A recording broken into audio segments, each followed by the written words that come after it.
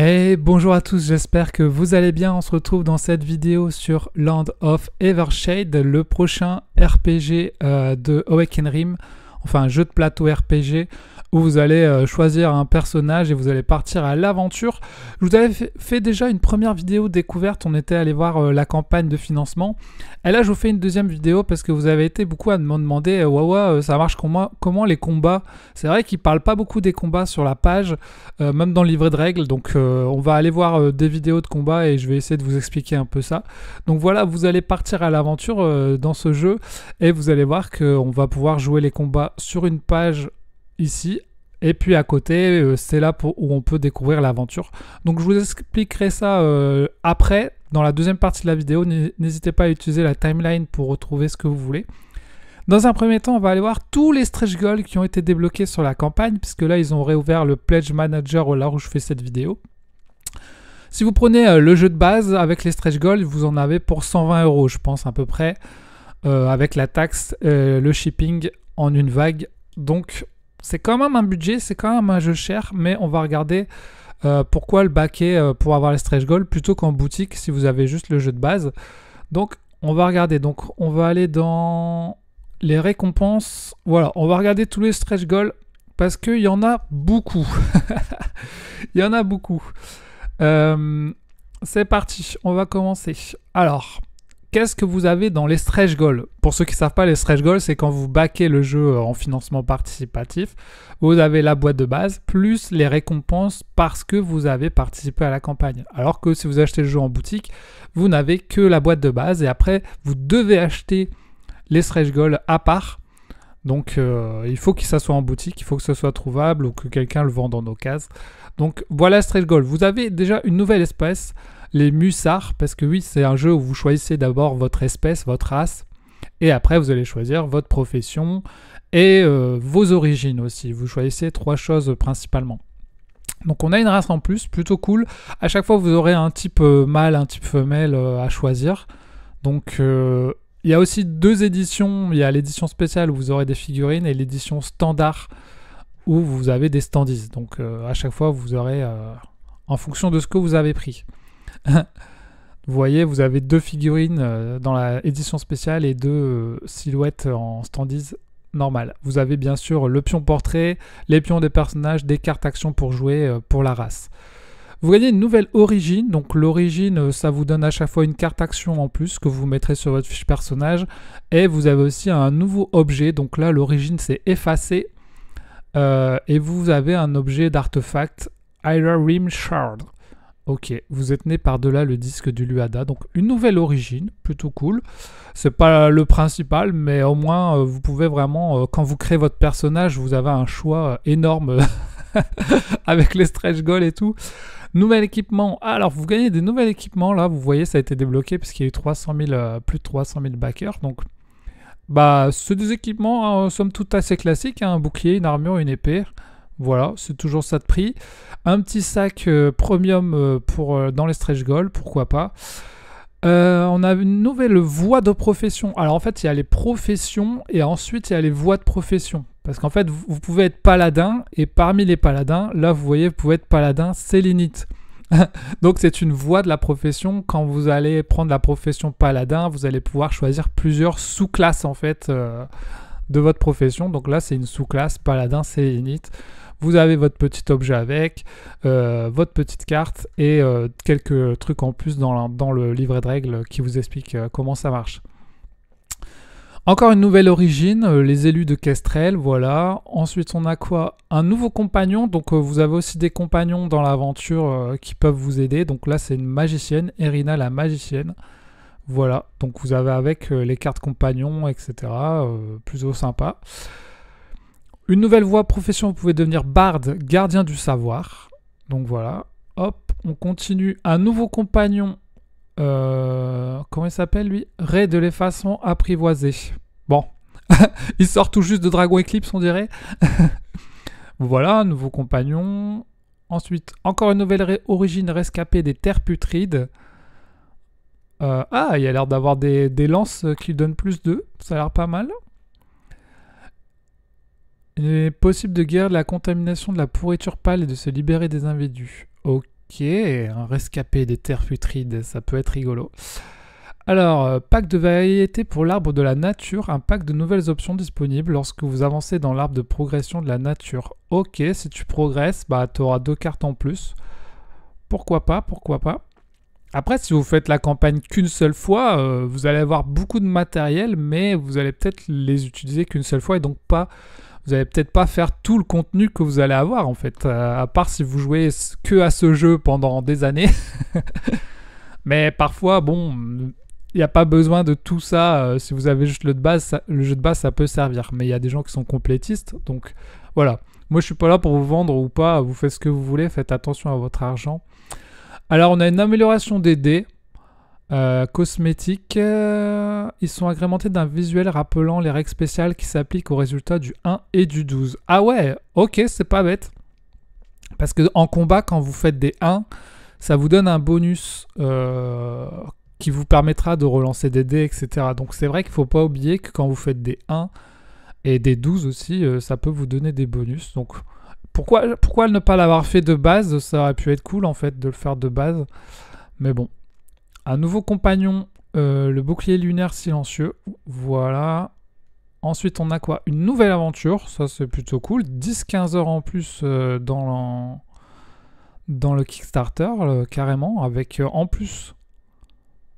Ah ouais, c'est carrément une boîte avec une figurine ou une silhouette de boss. Ah ouais, une boîte avec un boss. Voilà le boss. Je sais pas trop ce que c'est. Le pire cauchemar en chair et en os.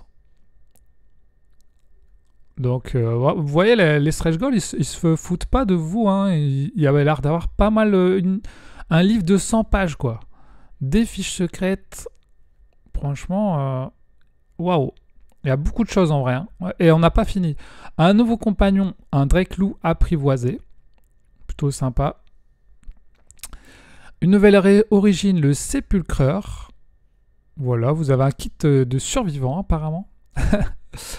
Une nouvelle profession, les conservateurs. Incarner un conservateur, un membre d'une société secrète d'érudits et d'aventuriers dont le but est de découvrir l'étude des vestiges. Ok, à la fois érudit et chasseur de trésors. Donc ok, vous avez cette profession de chasseur de trésors. Plutôt sympa. Un nouveau compagnon, Casimir le combattant. Voilà. Donc il y a pas mal de compagnons, de professions. Une voie de profession, vous pouvez être combattant, duelliste.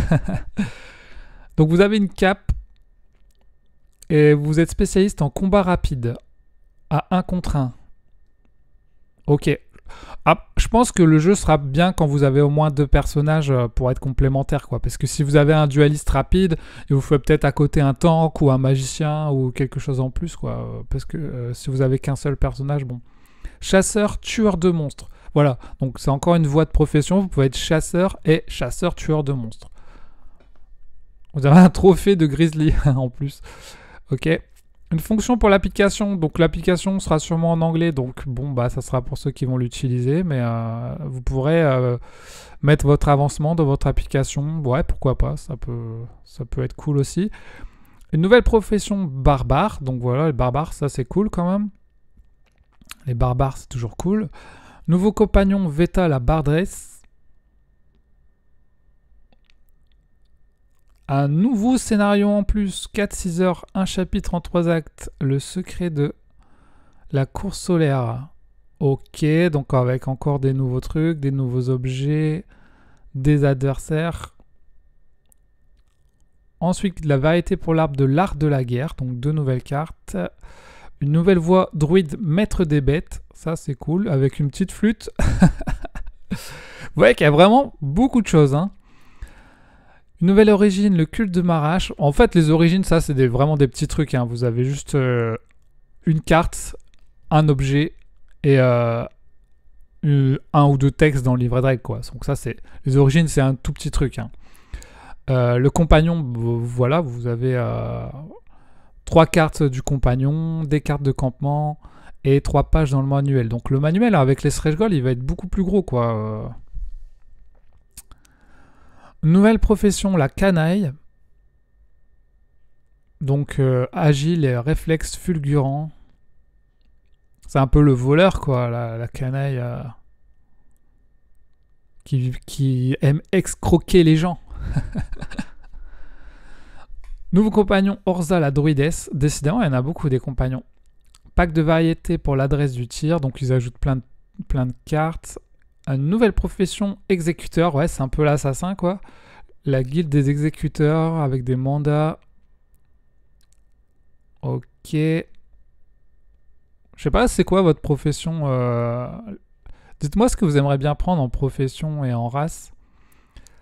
Nouveau compagnon Garland le barbier. Alors c'est vrai qu'ils nous ont tout mis comme ça de haut en bas, mais ça pourrait être bien d'avoir un récapitulatif de toutes les professions, toutes les races, tous les compagnons, parce qu'il y a tellement de choses qu'on est perdu, quoi. On peut être mage grave-rune. Voilà, tu peux... t'as un marteau pour faire tes runes. Nouveau équipement, des objets en brille. Donc voilà, la petite arme, le bouclier, le machin. Nouvelle origine Forgeville. Et ensuite, vous avez encore un scénario. Donc pour l'instant, on a vu qu'il y avait 3 scénarios. Un plateau de bataille en plus, des pages, des pions. Et vous voyez, là, c'est les standees pour les compagnons. Donc ils sont plutôt sympas, hein. Franchement, ils sont assez stylés. Les illustrations sont... De toute façon, le jeu dans l'ensemble des illustrations sont assez stylés. Cette silhouette de compagnon. Le nom final dépendra du nombre de compagnons débloqués pendant la campagne. Donc tout ça là, c'est débloqué. Hein. Vous voyez, il y a le petit symbole le cadenas débloqué. C'est débloqué pour les stretch goals pour ceux qui backent le jeu. Moi, je veux pas le backer. J'ai déjà trop de jeux en campagne. J'essaie de moins backer sur... Parce que c'est quand même c'est quand même cher, t'attends longtemps et de toute façon tu reçois beaucoup de trucs, t'as pas le temps de tout faire, t'as tellement de jeux que c'est dur de tout faire en fait. Mais bon, après voilà. Hein. Barbare Dipsoman, 4,6 millions débloqués. Nouvelle profession, le Life Shaper. Ok, stylé. Habilité, elle va soigner les dégâts, on dirait. Un pack duo.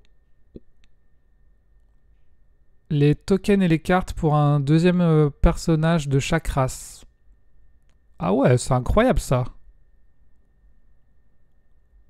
Au lieu d'avoir un seul pack pour les races, vous avez 2 packs pour chaque race. Si par exemple vous voulez prendre 2 fois la même race.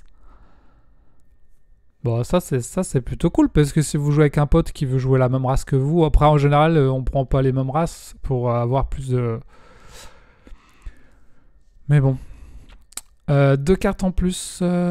Ensuite on a quoi? Une nouvelle profession conservateur, voie de profession conservateur archiviste. On a une canaille escroc. On a une nouvelle profession, les prêtres, débloquée à 5 millions. Ok, le Homu Priest. Ça va être quoi ça? Ça va être un soigneur ou... Il a des pouvoirs, il casse le soleil. Il est un peu clair, génération de clair. Ok, cool. Ensuite, un nouveau compagnon. Là, c'est même plus en français, ils n'ont pas eu le temps de traduire. Le Chief Homu Priest. Des nouvelles cartes, subterfuge. Un nouveau compagnon. C'est quoi ce truc? Pudi. Le Crawling Cauldron. Waouh, c'est bizarre ce truc. Une sorte de poulpe. Des nouvelles cartes. Une nouvelle race carrément qui a été débloquée, le Algrim. On dirait un peu Avatar dans la nature et le respect de la vie. Ok. Il mélange les Bolgrim et les elfes apparemment. Ah ouais, c'est un mélange de 2 races. Les elfes et les Bolgrim. Ok. Cool. J'aimerais bien voir le deuxième body type, mais ils l'ont pas encore fait. Nouvelle race, ça c'est cool. Nouveau compagnon. Le grimoire. Ok, le grimoire. Nouvelle profession de chemin de profession. Le Life Shaper qui évolue. Ok. 2 cartes pour... ils ont ajouté 2 cartes pour tous les trucs, on dirait. Hein.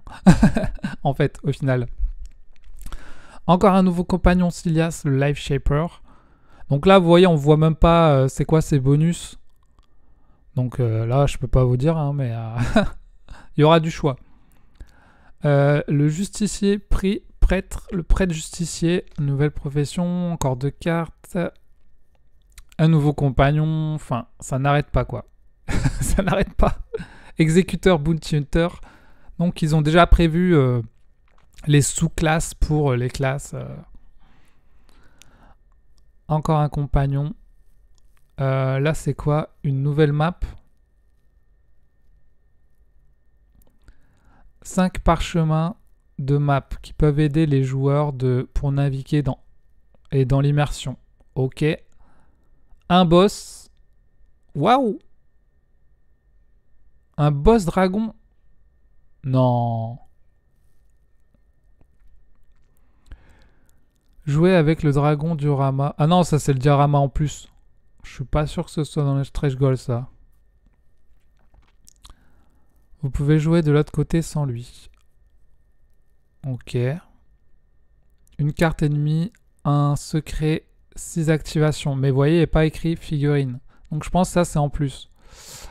Une nouvelle origine, le Battleborn. Avec une petite épée.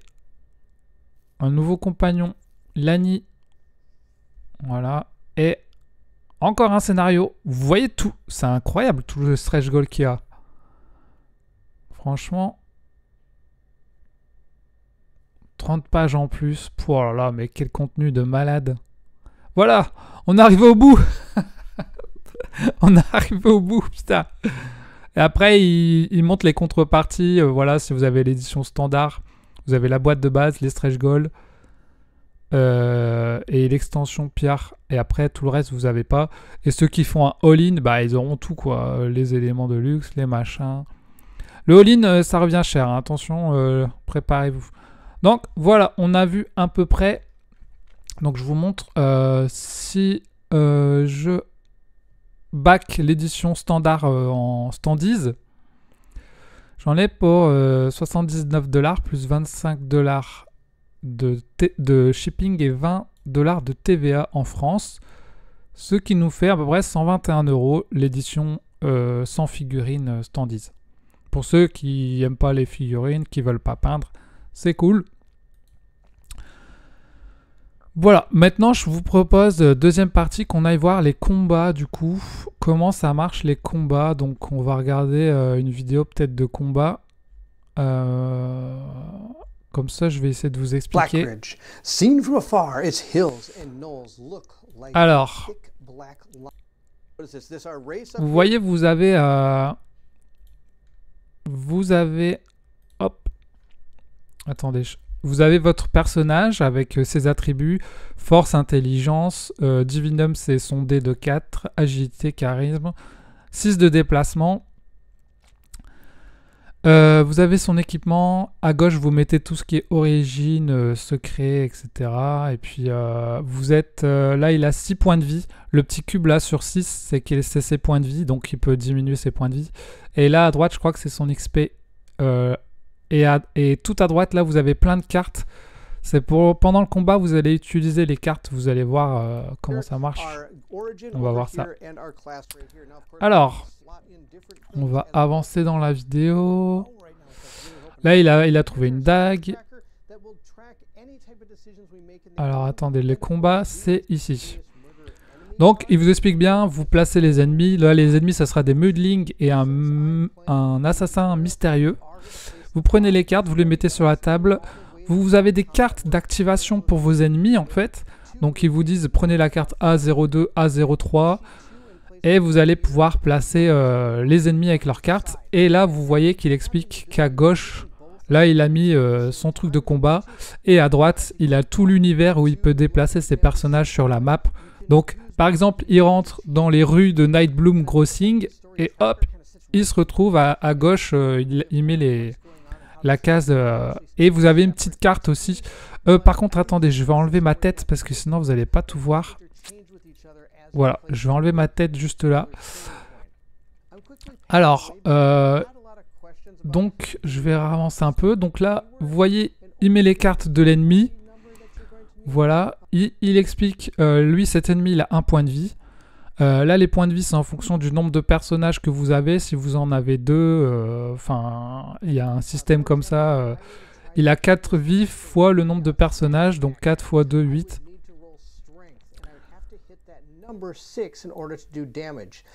Et là, là c'est les dégâts qu'il faudra faire pour pouvoir lui faire du dégât. Il faudra faire au moins 6 avec les dés pour pouvoir lui faire des dégâts en fait. Donc, vous voyez, il va falloir prendre les cartes d'activation des ennemis et il va pouvoir les mettre sur les ennemis. Il les mélange et hop, il les met. Donc, celui de gauche, il en a 2 et l'ennemi là, il en a qu'une d'activation. Il a un petit truc juste au-dessus pour pouvoir mettre les points de vie des ennemis, etc. Donc là, vous voyez, c'est la map. Elle a des trucs particuliers, en fait.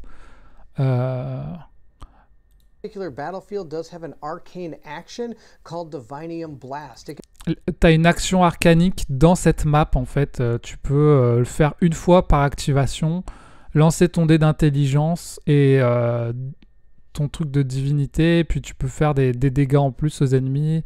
Et si tu rates, par contre, tu gagnes un truc pas très bien.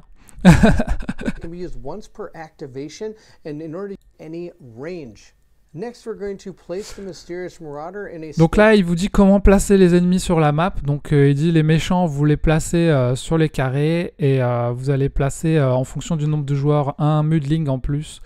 Et vous, vos personnages, vous les mettez là où vous voulez sur les triangles. Ensuite, vous faites le sac d'initiative. Il y a un sac d'initiative avec les trucs blancs, noirs et multicouleurs. 2 blancs, 2 noirs.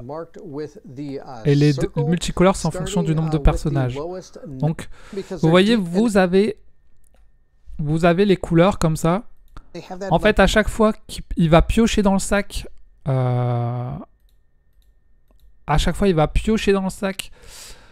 pour prendre l'initiative. Si c'est un noir, c'est l'ennemi qui joue. Si c'est un blanc, c'est lui qui joue.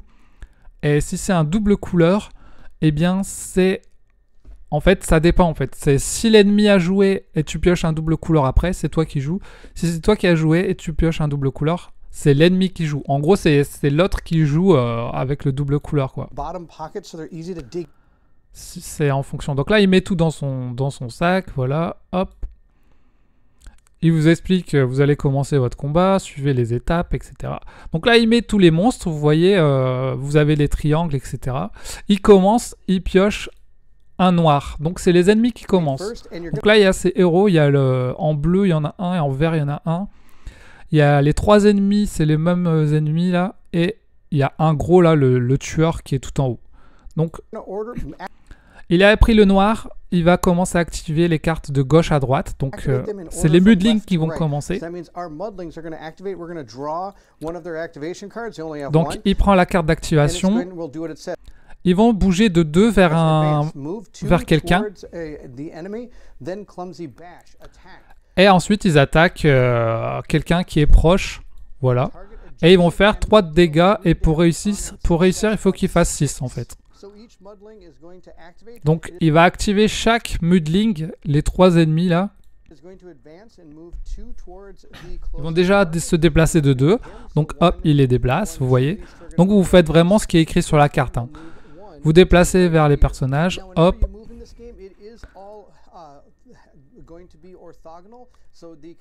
Et là, il dit qu'ils ne peuvent pas se déplacer en diagonale. Ils se déplacent que de gauche à droite, de haut en bas. Ils ne se déplacent pas en diagonale. Hein. Il dit que vos personnages peuvent se déplacer entre alliés par au-dessus, mais vous ne pouvez pas passer au-dessus des monstres. Bien sûr, souvent dans beaucoup de jeux, c'est comme ça, vous ne pouvez pas sauter au-dessus des monstres. Donc, quand les ennemis vous attaquent, vous pouvez utiliser une carte de défense. Donc lui, il va choper une carte de défense sur son personnage et il va pouvoir, vous voyez, lancer des dés de force et il va déjà annuler un dégât plus pour chaque réussite qu'il va faire, il va aussi annuler du dégât en fait.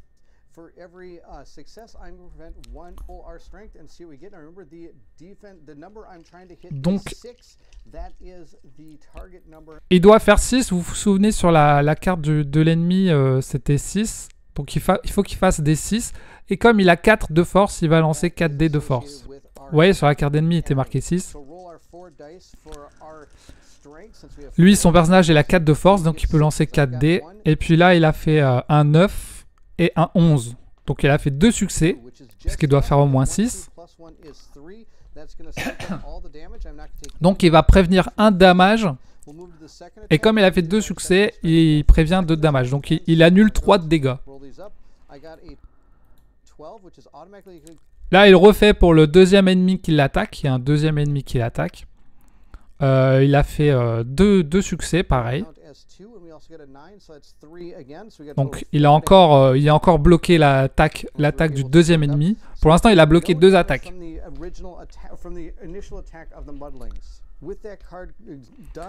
Donc là, il y avait 2 ennemis sur lui, donc ils ont raté leur attaque. Sa carte de son personnage qu'il a utilisé en réaction, en défense, il la retourne, parce qu'il ne peut plus l'utiliser pour l'instant. Il pourrait la réutiliser quand ça sera son tour d'activation. En fait, il va pouvoir activer ces 2 personnages quand il aura les couleurs blanches là. Une fois qu'il a activé ces 2 persos, les ennemis ils doivent tous jouer quoi. S'ils n'ont pas joué, ils vont jouer quand même. Et après, ça sera à son tour et il pourra remettre ses cartes bien quoi. Donc, vous voyez, il a des cartes de défense, une carte de support. Et là, c'est aussi une support réaction, une carte d'action d'attaque. Et là en bas, je sais pas, il a mis sa main.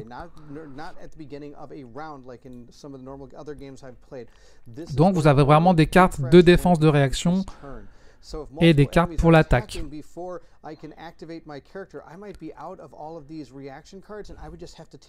Tu vois là, il dit s'il a plus de cartes pour défendre en réaction, il va devoir se prendre les dégâts direct quoi. Il pourra rien faire. Donc faut faire gaffe de bien utiliser ses cartes aussi au bon moment. Donc là, il utilise... Ah ouais, voilà. Là c'est pour son deuxième personnage qui se fait attaquer. Lui, il a une défense d'agilité.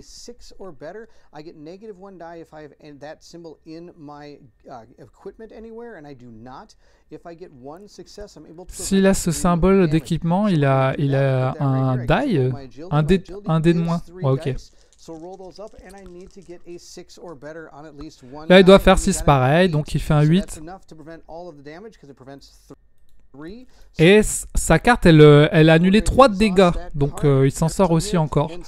Donc vous voyez, il va vite, hein. Mais en fait, lui, il s'était fait attaquer par 2 mecs, et le vert, il s'était fait attaquer par un mec.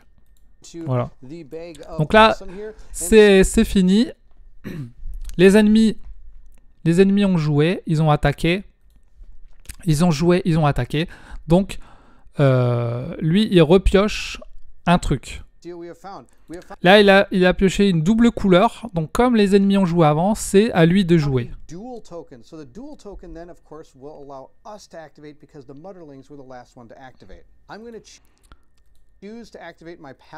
Donc là, il choisit d'activer le perso qu'il veut. Il va activer son paladin, Bolgrim.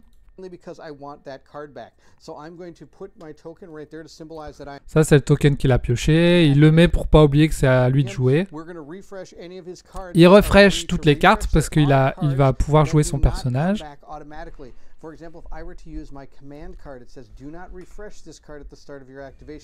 Ah, pour la carte commande, il dit qu'il a besoin de payer un truc blanc pour la refresh. Il y a certaines cartes qui ont des conditions d'activation de refresh. Ouais, il peut payer ça, c'est de la fate, ça s'appelle. Donc à chaque fois qu'il va faire des 1 sur son dé, il pourra récupérer de la fate. Je vais vous expliquer ça après pour la fate. Parce que... Donc là, il a 2 actions. En plus de ses cartes d'attaque, il peut se déplacer. Donc il peut se déplacer du nombre de mouvements qu'il a sur sa carte. C'était 6 je crois. Et il peut aider les autres, faire de la médecine et soigner. Et puis il peut utiliser ses cartes d'action aussi.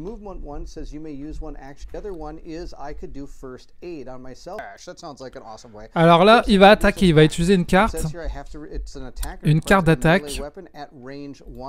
Donc il va attaquer à la mêlée, utiliser sa force. Vous voyez que là, il peut attaquer vraiment au corps à corps. Là, le symbole, c'est lui et les cases, c'est les ennemis.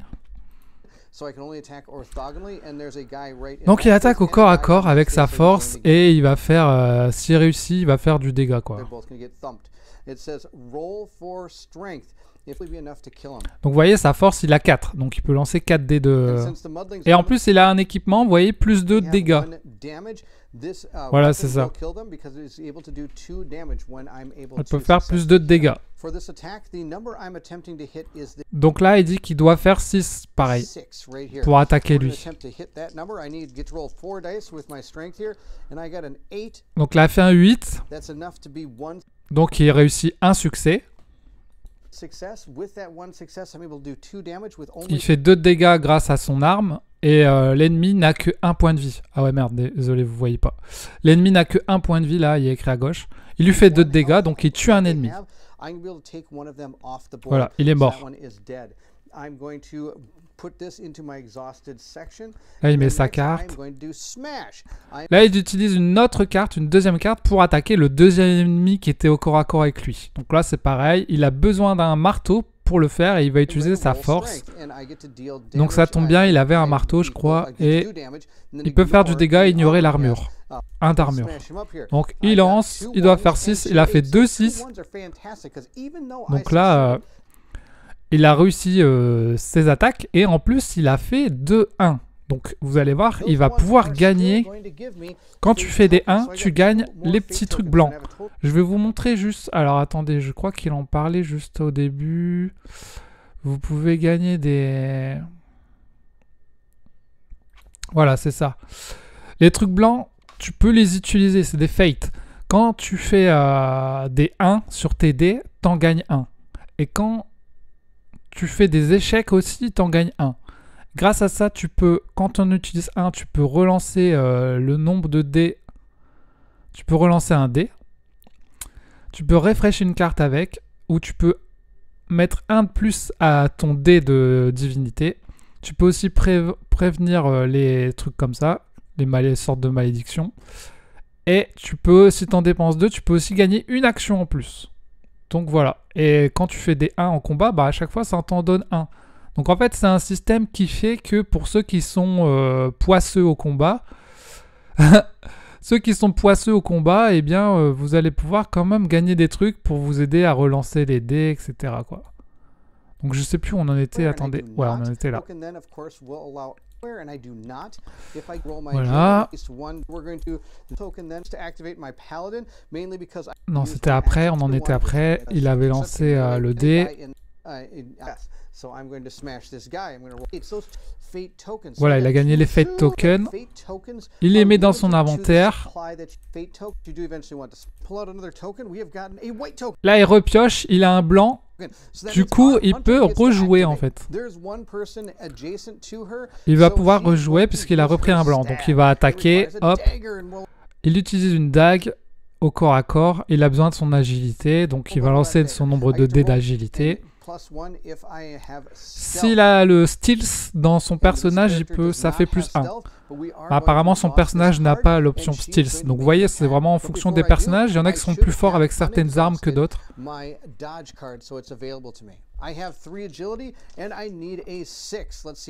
Donc là, il doit en faire encore des 6. Des 6, il en fait 3. Il fait 3 succès.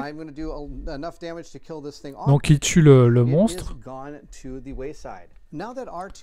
Là, ces deux personnages, il a tué tous les monstres, quoi. Il reste plus que le gros. Donc là, il vous montre, en fait, là, ces deux personnages ont joué. Donc ils ont été activés tous les deux. Donc il est marqué, si tous les personnages ont été activés et que il y a des ennemis qui n'ont pas été activés, eh bien, vous allez devoir activer les ennemis, quoi, en gros. En gros, ça t'empêche de jouer indéfiniment. si tu pioches des trucs que des trucs blancs, bah même si tu as activé tes 2 héros, ça sera quand même autour des ennemis en fait. Donc là, il va résoudre la carte de l'autre ennemi, le dernier ennemi, le gros là, le tueur. Il va se bouger de 2 et il va faire un pouvoir, Power Bolt. Il va choisir un personnage, il va se prendre plus 1 de dégâts, plus le nombre de personnages, mais je crois que c'est divisé. Donc, comme ils sont 2, il va se prendre 1 de dégâts en plus. Je crois que c'est ça. Attends, il va le dire.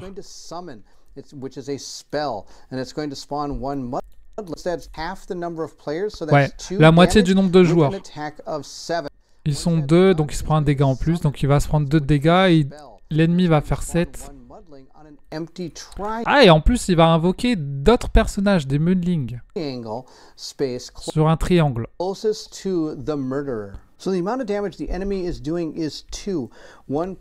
il va faire 2 dégâts. When it does come to doing halves, you always do round up, but we don't have to worry about that because we have 2 players. That makes Lui, il joue sa carte de défense pour. Nice one. I'm going to do an exceptional endurance again, being able to roll my strength, and for each 7+, I get to prevent 1+.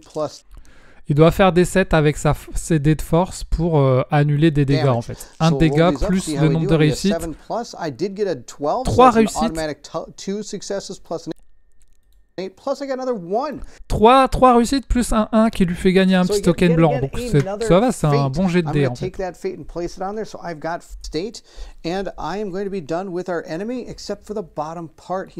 Donc en gros l'ennemi lui a rien fait, mais par contre il va faire apparaître un méchant en plus en fait.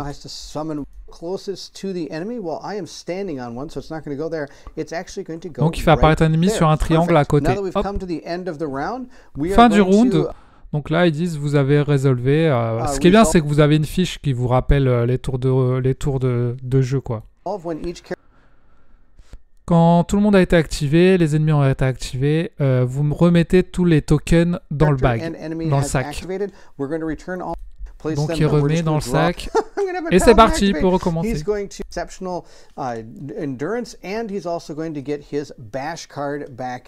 Il reprend ses cartes, ses personnages reprennent ses cartes. Là c'est à lui de jouer. Attends, il a pioché un truc.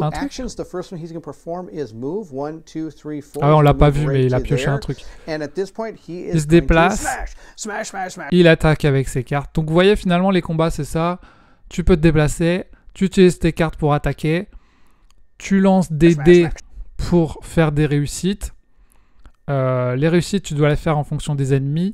Et en plus, tu ajoutes tes armes qui te donnent des bonus en plus. Là,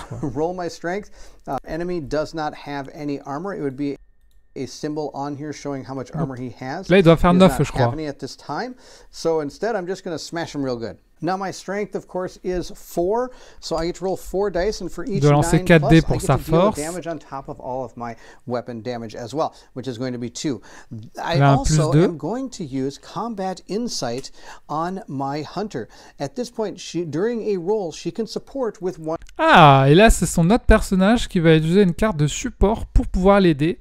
Durant un lancer, elle va l'aider avec un dé en plus. Ah, ça c'est cool, il y avait des cartes de support. Donc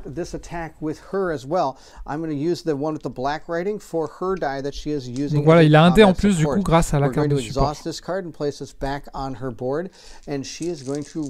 Il lance ses dés, c'est parti. We got a total of 7, 6, 3, 10, and 3. We need to get 9s in order to hit. Il doit faire 9 pour faire des succès. Donc là, il a fait qu'un seul succès en vrai. Il a fait que 10. So we've actually hit him only once. I've got a lot of fate. I don't see why I don't spend it. Donc là, il peut utiliser ces petites boules blanches là, les fates, pour relancer des dés s'il veut. Now the 3 has to go in a separate pile because that's her roll. She would have to use her own fate if she wishes to. Donc il utilise son fate pour relancer ses dés. Il dit que ça c'est le dé de l'autre personnage. C'est l'autre personnage qui doit utiliser son fate s'il veut relancer son dé. She only has one fate. She's going to hold on to that. We're going to roll again. That is absolutely fantastic. Il a fait un 12. Fantastic. I'm going to discard my fate for that roll, and now we're going to see how many we have. We have 1, 2, 3. 3 is pretty good. I think we're going to do the 3 damage, 4, 5 damage. Donc là, il fait les succès et il fait le plus 2 de son attaque, quoi. To him. Because when looking at damage here, it's going to deal success amount of damage, ignoring armor, and it's going to do, and then you also get to add your weapon damage in as well, which is going to be 2. Dealing. Donc il fait des dégâts 1, 2, 3, 4, je crois. To do, and then you also get to add your weapon damage in as well. Ouais, pour chaque succès, il fait 1 dégât, donc là il en a fait 2, donc 2 et plus ça 4. It's going to be 2. Dealing 5 damage, that's going to knock. Par contre, je sais pas pourquoi il dit 5 dégâts. Parce qu'il a fait que 2 succès, plus 2. J'ai raté un truc ou peut-être qu'il s'est trompé, il a cru que son 6 c'était un 9. Non, ben non, c'est pas un 9, c'est un 6. Et puis voilà, je crois que ça continue. C'est le méchant qui joue. Ah ouais, du coup c'est lui qui joue parce qu'il a ressuscité. Etc. etc. Donc voilà à peu près pour la partie combat. Ça se joue comme ça, avec des cartes, etc. Donc, n'hésitez pas à aller voir les vidéos. Du coup, il y a pas mal de vidéos qui sont que en anglais, malheureusement. Il n'y a pas beaucoup encore de vidéos en français. Mais voilà pour les combats à peu près, quoi. Grosso modo, quand c'est ton tour, bah, tu peux te déplacer, tu utilises tes cartes, tu peux te défendre avec tes cartes quand tu te fais attaquer, tu lances des dés, tu dois faire des succès.